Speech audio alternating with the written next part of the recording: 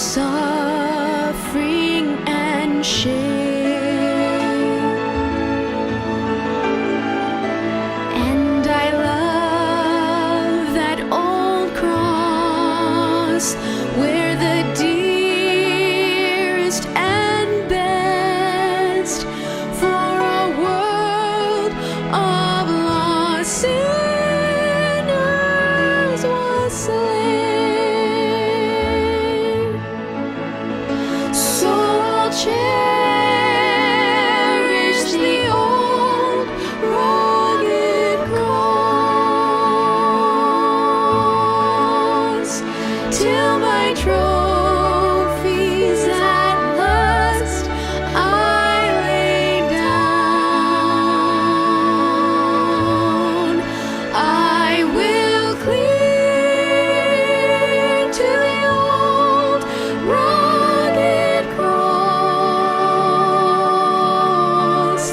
and exchange it someday for a cross. To the old rugged cross I will ever be true. Its shame and reproach gladly bear. Then he'll call me someday to my home far away, where his glory forever I'll share. So I'll cherish the old rugged cross till my trophies at last I lay down. I will cling to the old rugged cross and exchange it someday, and exchange it someday for a crown.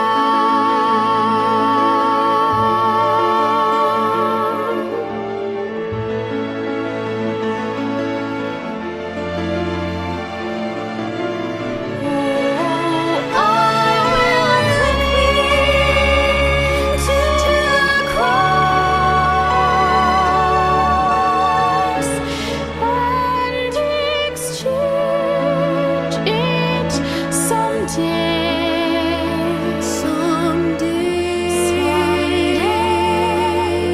for a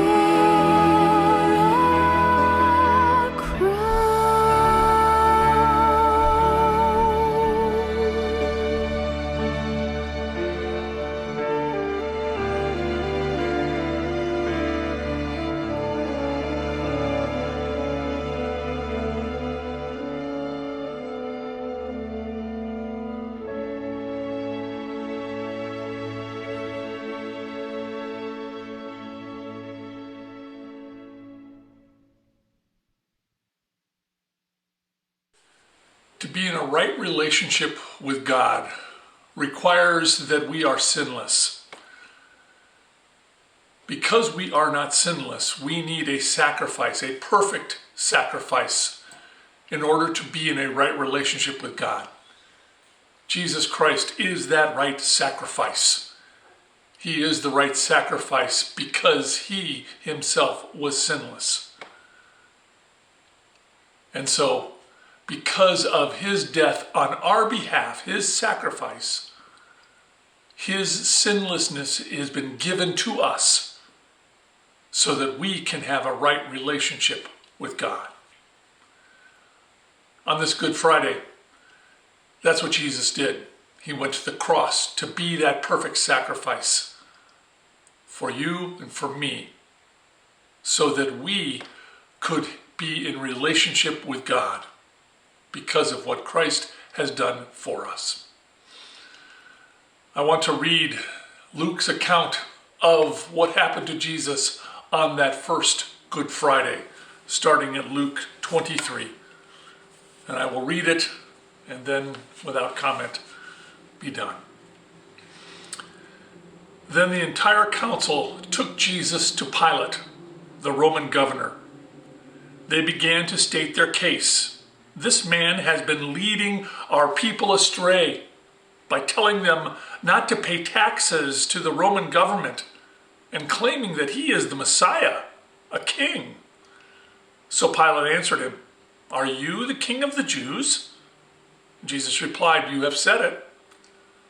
Pilate turned to the leading priests and to the crowd and said, "I find nothing wrong with this man." Then they became insistent. "But he is causing riots by teaching wherever he goes, all over Judah, from Galilee to Jerusalem." "Oh, is he a Galilean?" Pilate asked. When they said that he was, Pilate sent him to Herod, because Galilee was under Herod's jurisdiction, and Herod happened to be in Jerusalem at that time. Herod was delighted at the opportunity to see Jesus, because he had heard about him and was hoping for a long time to see him perform a miracle. He asked Jesus question after question, but Jesus refused to answer. Meanwhile, the leading priests and the teachers of the religious law stood there shouting their accusations. Then Herod and his soldiers began mocking and ridiculing Jesus. Finally, they put a royal robe on him and sent him back to Pilate. Herod and Pilate, who had been enemies before, became friends that day. When Pilate called together the leading priests and the religious leaders along with the people, he announced his verdict. "You have brought this man to me, accusing him of leading a revolt. I have examined him thoroughly on the point in your presence and find him innocent." Herod came to the same conclusion and sent him back to us. Nothing this man has done calls for the death penalty. So I will have him flogged, and then I will release him.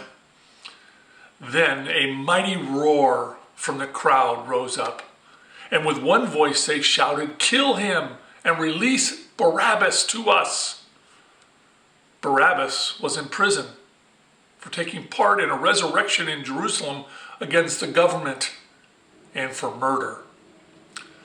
Pilate argued with him because he wanted to release Jesus, but they kept shouting, "Crucify him! Crucify him!" For the third time he demanded, "Why? What crime has he committed? I have found no reason to sentence him to death. So I will have him flogged and I will release him." But the crowd shouted louder and louder, demanding that Jesus be crucified, and their voices prevailed. So Pilate sentenced Jesus to die as they commanded. As they had requested, he released Barabbas, the man from prison for insurrection and murder. But he turned Jesus over to do to them as they wished. As they led Jesus away, a man named Simon, who was from Cyrene, happened to be coming in from the countryside. The soldiers seized him and put the cross on him and made him carry it behind Jesus. A large crowd trailed behind, including many grief-stricken women. But Jesus turned and said to them, "Daughters of Jerusalem, don't weep for me, but weep for yourselves and for your children. For the days are coming when they will say, 'Fortunate indeed are the women who are childless, the wombs that have not borne a child, and the breasts that have never nursed.' People will beg the mountains, 'Fall on us,' and plead with the hills, 'Bury us.' For if these things are done when the tree is green, what will happen when it is dry?" 2 other criminals were led out to be executed with him. When they came to the place called the Skull, they nailed him to the cross. And the criminals were also crucified, one on his right and one on his left. And Jesus said, Father, forgive them, for they do not know what they are doing. And the soldiers gambled for his clothes by throwing dice. The crowds watched and the leaders scoffed. He saved others, they said. Let him save himself if he's really God's Messiah, the chosen one. The soldiers mocked him too by offering a drink of sour wine. They called out to him, "If you are the king of the Jews, save yourself." A sign was fastened above him with these words, "This is the King of the Jews." One of the criminals hanging beside him scoffed, "So you're the Messiah, are you? Prove it by saving yourself and us too while you're at it." The other criminal protested, "Don't you fear God, even when you have been sentenced to die? We deserve to die for our crimes, but this man hasn't done anything wrong." And then he said to Jesus, "Remember me when you come into your kingdom." And Jesus replied, "I assure you, today you will be with me in paradise." By this time it was about noon, and darkness fell across the whole land until 3 o'clock. The light from the sun was gone, and suddenly the curtain in the sanctuary of the temple was torn down the middle, and Jesus shouted, "Father, I entrust my spirit into your hands." And with those words, he breathed his last. When the Roman officer overseeing the execution saw what had happened, he worshiped God and said, "Surely this man was innocent." And when all the crowd that had come to see the crucifixion saw what was happened, they went home in deep sorrow. But Jesus' friends, including the women who had followed him from Galilee, stood at a distance watching.